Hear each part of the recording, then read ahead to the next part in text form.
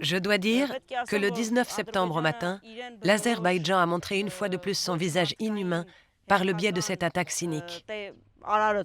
Ils ont débuté les opérations de guerre à 13 heures précises, c'est-à-dire à l'heure où en Arménie, comme en Artsakh, les enfants terminent les cours et qu'ils sont sur le chemin du retour à la maison.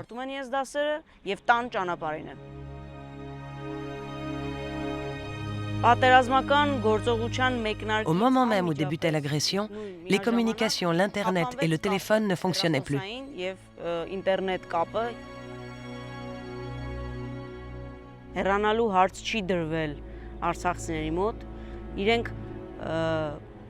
C'est parce qu'il n'y avait pas d'alternative, d'autre issue, que sous la contrainte, ils ont pris le chemin de l'exode. Ils n'imaginaient pas qu'ils ne pourraient pas revenir. Le signe qui l'indique est que 99% d'entre eux sont partis avec la clé de leur maison. Ce jour-là, la majorité des femmes artsakiotes a fait le ménage chez elles avant de quitter sa maison. Les artsakiotes se sont mis en route sans imaginer un instant qu'ils abandonnaient leur patrie. Mais dans le même temps, ils avaient tous compris qu'avant de traverser la frontière avec l'Arménie, ils devraient croiser les Azerbaïdjanais et les regarder dans les yeux. Leur haine à notre égard est incompréhensible. Il n'y a pas de mots pour la qualifier.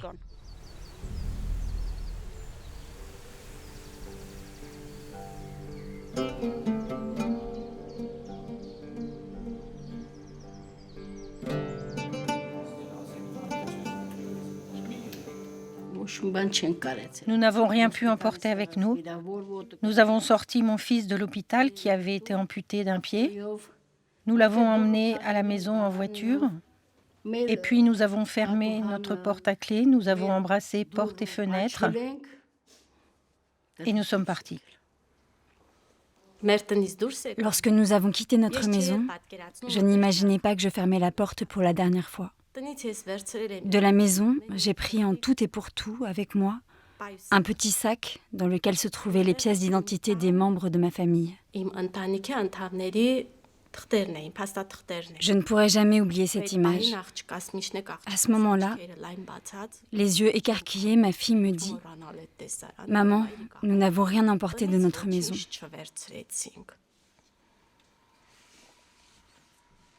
Je lui ai alors répondu que j'avais emporté ma famille, ce qui est de plus rare et de plus précieux pour moi. Nous reconstruirons une maison.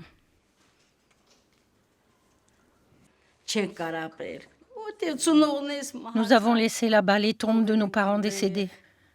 Tout ce que nous possédions, nos souvenirs, notre maison, les lieux de notre enfance, là où nous avons grandi, où nous avons vécu. Comment oublier tout ça? Nous n'oublions pas. Pour les jeunes, ce n'est encore rien, mais ceux de notre génération, nous ne pourrons pas oublier. Nous ne faisons que rester en vie. C'est ainsi que nous vivons. C'est ça. Tant que nous étions au Karabakh, en Artsakh, nous nous sentions bien, même si nous vivions avec la peur au ventre. Mais nous aimions notre terre. Nous y serions bien restés. Notre trajet a duré 3 jours.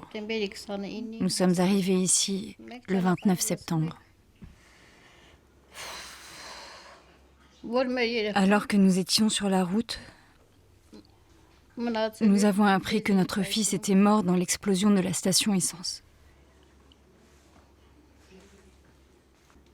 Et après l'avoir cherché pendant 1 mois, nous avons pu identifier son corps grâce à l'analyse de l'ADN.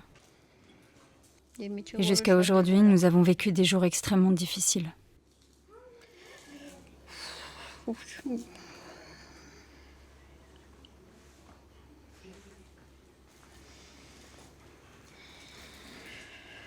Je ne peux plus parler. C'était l'enfer. Lorsque je me remémore tout cela, je n'arrive plus à me contrôler. Sans aucun doute, ça a été très éprouvant pour nous. Je ne sais plus. Ça a été terrible. Nous nous en souviendrons durant toute notre vie. Je n'ai même pas pu prendre les photographies de ma grand-mère et de mon grand-père. Je ne sais pas comment raconter tout cela. Quand on apprend qu'un artsariote a connu un malheur, même si on ne le connaît pas, c'est comme si cela était arrivé à l'un de nos proches. Tout ce que nous avons enduré va sans doute raccourcir nos vies de 50 ans.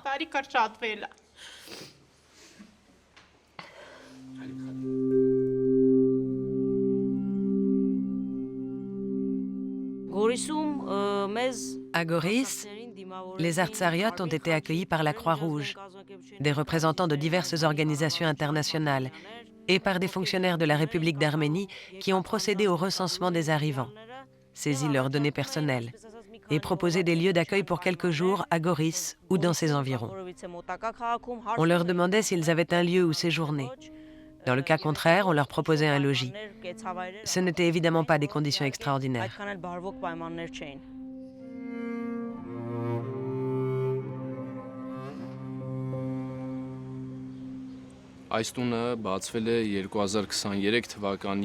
Cette maison a été inaugurée en septembre 2023, à l'initiative de sa sainteté Karikin II, patriarche suprême et catholicos de tous les Arméniens.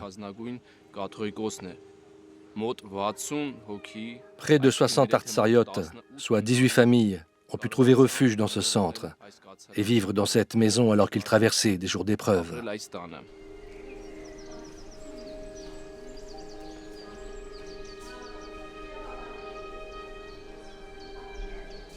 Je n'arrive pas à me souvenir comment on nous a accueillis ici, ni les épisodes successifs de cet accueil.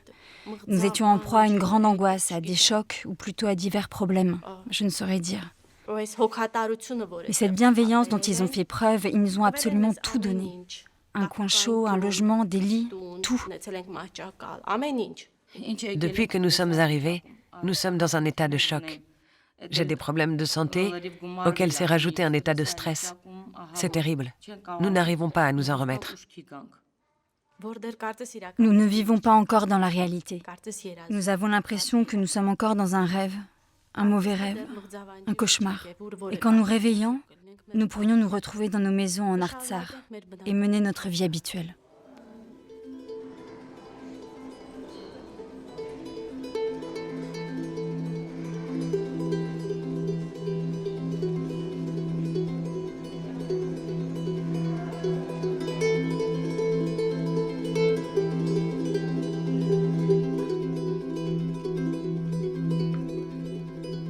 Nous sommes tous les deux originaires du village de Vank, à côté de Gandzasar. Nous vivions dans l'insouciance en Artsakh. Nous vivons douloureusement le fait d'avoir dû tout quitter pour venir ici. Je ne sais plus. Nous regardons les photos de nos enfants, nous nous souvenons de nos cimetières, de notre église. Nous nous demandons quand nous pourrons retrouver notre maison. La nuit, nous rêvons que nous sommes en Artsakh. Le matin, nous nous réveillons et nous constatons que nous sommes en Arménie. Dans mon cauchemar, la nuit dernière, j'étais chez mes parents. Face à leur maison, il y avait une nouvelle construction. Ils avaient détruit la maison. Je vois à ce moment un Turc passer. C'est ce genre de rêve que je fais, où tout se mélange. Je ne cesse de vouloir y retourner, mais je ne le peux pas.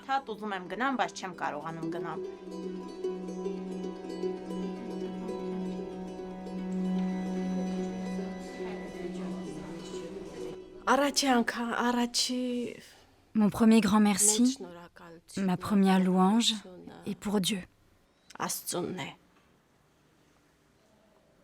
Parce que j'ai réussi à partir avec ma famille, tous vivants et en bonne santé.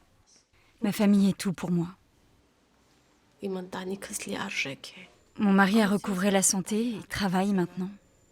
Il s'est trouvé un petit emploi. J'ai toujours considéré comme secondaire la perte des biens matériels. Tout cela se reconstruit. Les murs et les pierres se rebâtissent. J'ai vécu des jours difficiles, terrifiants, une situation catastrophique. Je suis arrivée ici, j'ai tourné la page, j'ai pu évacuer ce stress.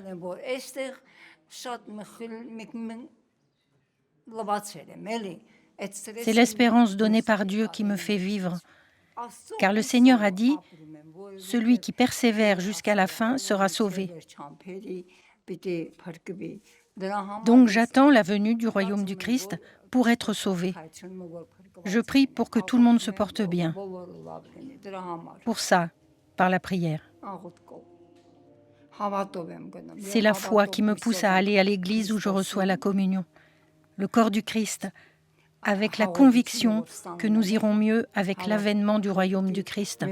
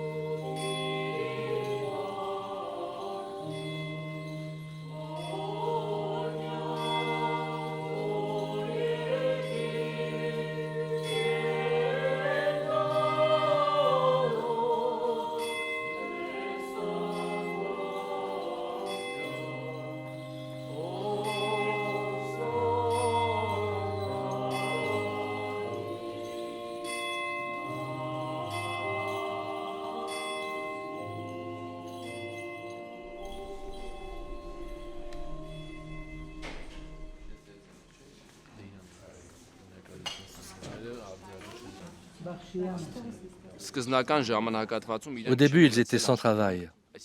Ils étaient dans un grand état d'abattement qui faisait qu'ils ne pouvaient pas travailler. Il était clair pour nous tous qu'il nous faudrait beaucoup de temps pour les sortir de cet état de prostration. Avec mes frères diacres, nous avons tout mis en marche pour que ces gens, qui se trouvaient dans un grand état de désarroi, s'apaisent peu à peu, qu'ils se sentent soulagés et qu'ils puissent ensuite chercher du travail afin de faire vivre leur famille et qu'ils puissent se reconstruire ici, en Arménie.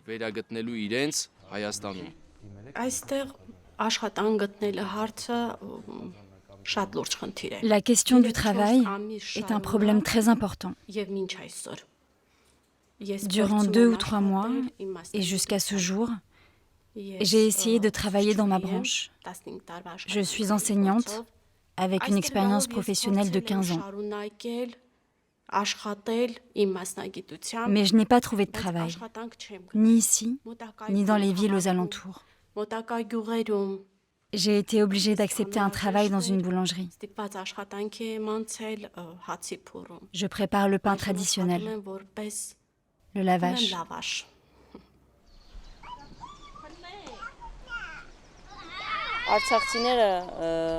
Cela fait maintenant 1 an que les artsariotes se trouvent dans différentes localités d'Arménie.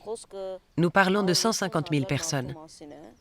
Leur problème numéro 1 est de préserver entre eux le lien communautaire. Même s'ils sont en Arménie, les gens ne veulent pas se sentir comme étrangers. Ils souhaitent être entourés de leurs amis et collègues, de leur environnement d'autrefois.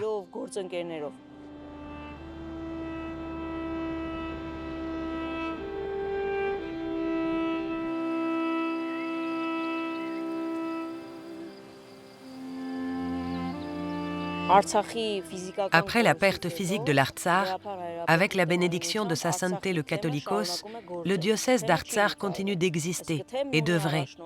Il n'a pas été dissous. Le diocèse a à sa tête un primat, et si primat il y a, alors il existe un troupeau de fidèles, de croyants, dans différents districts et localités.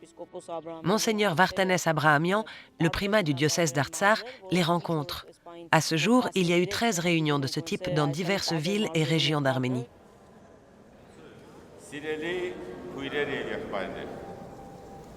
Chers frères et sœurs, je suis heureux de vous accueillir dans cette magnifique église.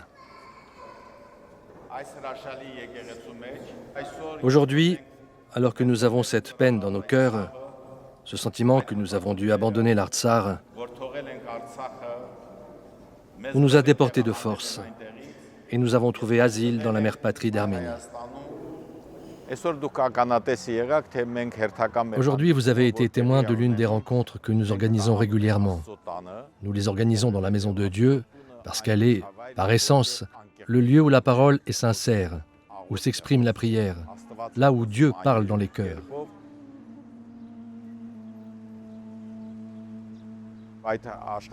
Ce sont les forces géopolitiques qui ont anéanti l'Artsar. Ils nous ont déportés sous la contrainte et ils nous ont soumis à un génocide. Dieu ne peut pas faire et ne fait pas de telles choses. Il n'abandonne pas son peuple. L'Artsar continue d'exister avec ses rivières, ses églises, ses terroirs. Nous nous relèverons et rebâtirons tout ce qu'il dégrade, tout ce qu'il profane et détruise aujourd'hui.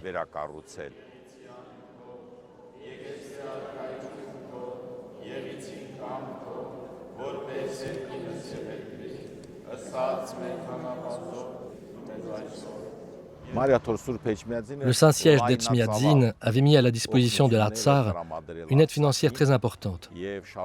Aujourd'hui, il continue d'aider les Artsariotes avec l'aide de tous nos diocèses en diaspora. Par exemple, le diocèse arménien de France, pour la 2e fois, a financé un programme dédié aux enfants d'Artsar. Nous avons organisé des séjours en colonies de vacances.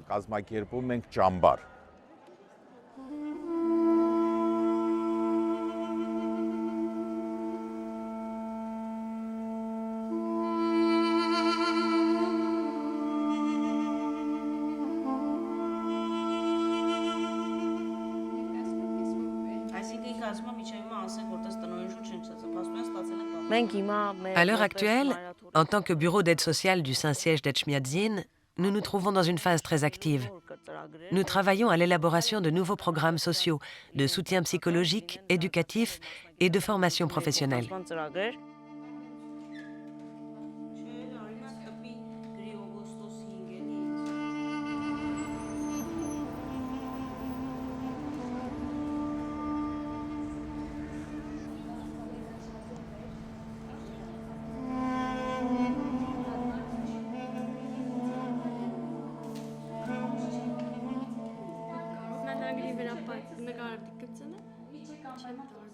« 700 familles bénéficient de notre aide, soit 3100 personnes qui appartiennent à ces familles.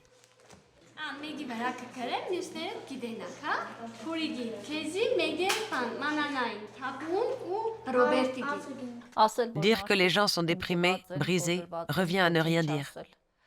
Je dirais que ces gens sont totalement fracassés. Nous leur proposons de vivre.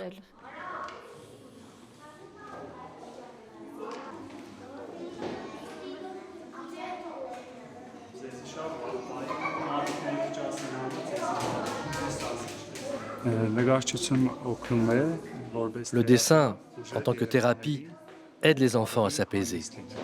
à devenir plus calmes dans leur comportement. Au début, ces enfants utilisaient ces crayons de couleur de manière rapide et désordonnée. Puis, à force de travail et de manière plus concentrée, ils ne dépassent plus les lignes en coloriant. Et nous constatons que cela les aide. Avec cette thérapie, nous essayons de les aider afin qu'ils puissent améliorer leur monde intérieur grâce aux couleurs. Je constate des transformations. Les parents constatent également du changement dans leur comportement.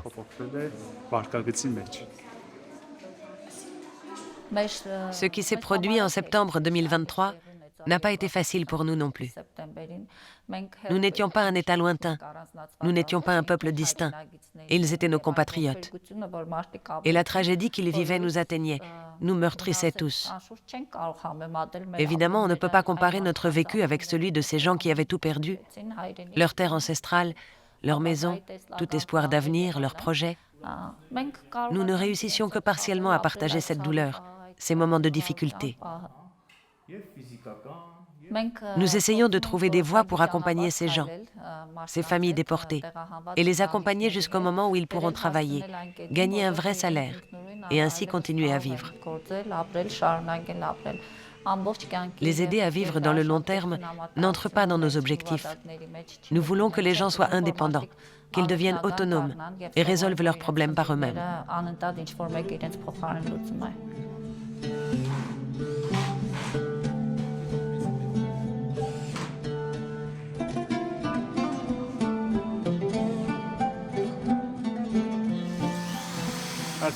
En Artsakh, j'étais technicien radio.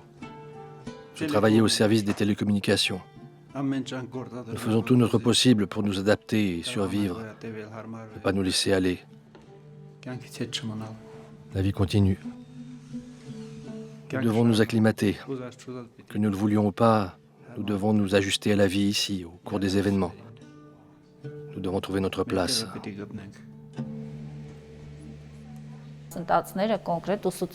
Très concrètement, nos enseignements leur permettent de créer des métiers d'artisans indépendants en leur donnant un métier qui leur permet de fonder de petites entreprises afin qu'ils puissent travailler et gagner de l'argent. En Artsakh, je ne travaillais pas. Seul mon mari travaillait. Pour être franche, c'est à cette spécialité que je voulais me former. Je voudrais ensuite la poursuivre, me perfectionner pour travailler en tant que manucure dans un salon de beauté. Pour l'avenir, tout n'est qu'incertitude. Rien n'est décidé. On verra ce qui se passera.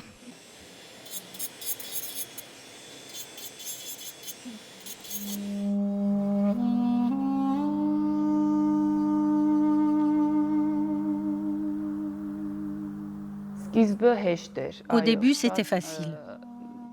Tous les Arméniens d'Arménie étaient volontaires pour les accueillir. Mais lorsque les Artsakiotes ont commencé à exprimer des exigences, beaucoup d'Arméniens sont devenus mécontents et ont protesté parce qu'ils les trouvaient trop assistés. Les Artsakiotes doivent se convaincre qu'il faut désormais vivre ici comme les Arméniens locaux. Oublier que les salaires et les retraites étaient là-bas plus élevés. Ils doivent vivre comme on vit dans notre pays.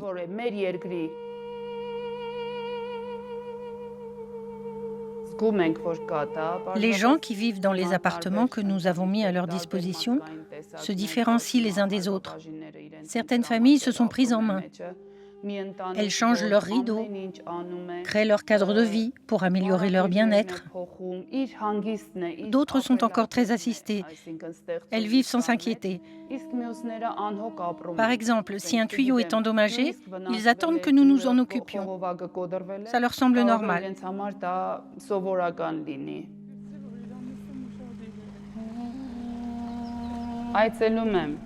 Je rends visite aux familles. Lorsque les sœurs sont libres, nous y allons ensemble. Nous prenons le café et nous parlons ensemble. Lorsqu'ils nous voient, ils se sentent moralement réconfortés.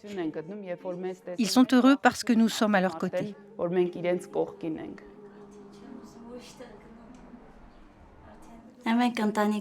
Nous sommes ici en famille, mais comme il n'y a pas de travail, mon mari est parti à Moscou pour travailler. Ma ville, mon Artsar me manque. Tout. Tout me manque, mais que faire? C'est comme ça. Il n'y a pas d'autre solution. Nous allons devoir nous adapter et rester ici. Que faire? À cet instant, je souhaite qu'après tout cela, rien de mal ne nous arrive encore. Que règne la paix. Que ces enfants vivent sous un ciel sans nuages. Je ne souhaite rien d'autre. Qu'ils ne connaissent plus la guerre. Ils en ont assez vu comme ça. Qu'ils vivent une vie normale.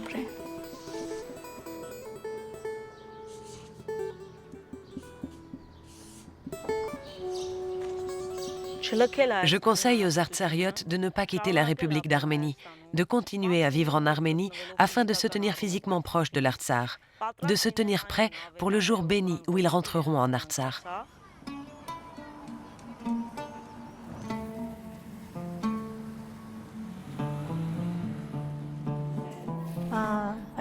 Ce jardin d'enfants a ouvert ses portes le 1er mai.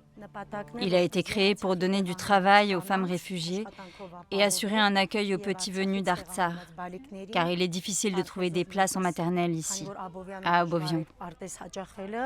Les femmes qui travaillent dans notre crèche étaient des pédagogues qui enseignaient dans des établissements d'Artsar.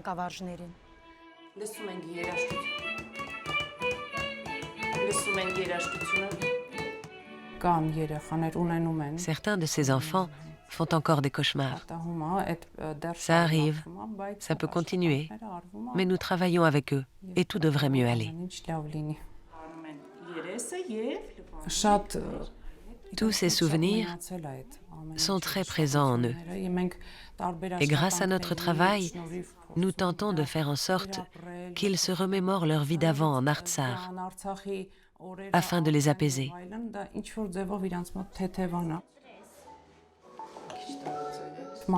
Je constate évidemment des changements depuis l'ouverture du centre.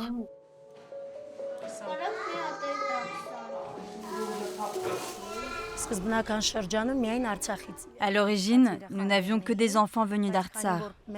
Mais pour permettre la pérennisation de notre crèche, nous avons également intégré des enfants locaux.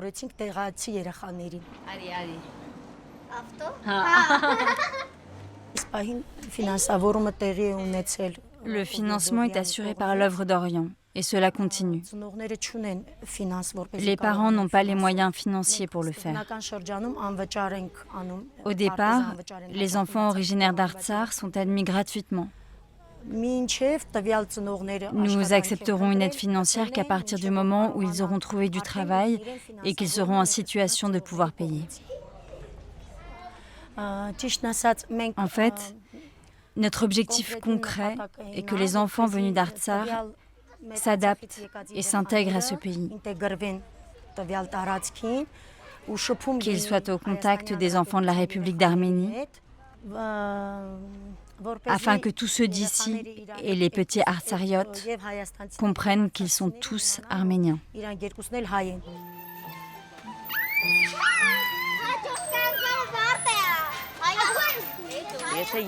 Si ce n'est moi, ce sera mon enfant qui retournera en Artsar, dans l'Artsar arménien, dans un Artsar plein d'Arméniens, animé par les Arméniens, et j'en suis sûre, dans un Artsar gouverné par les Arméniens.